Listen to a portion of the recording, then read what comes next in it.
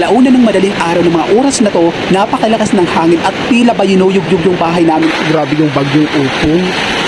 Ang lakas. Parang yinuyugyug yung bahay namin dahil gawa lang ito sa kahoy. Pakalakas. Yung hangin pang malakasan. Matapos nga ang bagyong opong, kinabukasan nga lumabas ako at tiningnan ko yung paligid namin ay napakarami namang talaga ng dahon na nagsilaglagan mula sa mga puno. Kaya naman naisipan kong magwalis kahit umaambon at yung mga sili ay riniplanting ko dahil nagsitumbahan ng mga ito. Tingnan mo mga pamangkin ko. Para basang sisiw. Sumama-sama kasi dito sa area kung saan dito ako gagawa ng content promotional video. Ayan.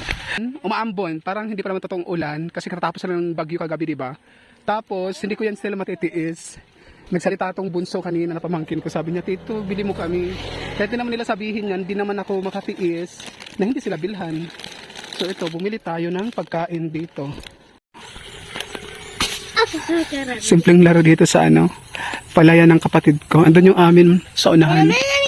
Mukhang wala kaming anihin kasi parang lahat naging ipa siya dahil sa pinisti siya ng tayangaw kung tawagin sa amin. Yan yung location dito maganda. So umuulan. Kanya-kanya ganap sila. Kung anong pinagagawa ng mga batang to. Talon siya ng talon ng maliit.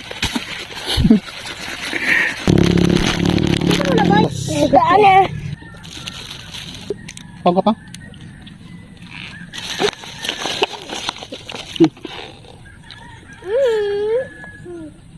Kung bakit hindi mahulog.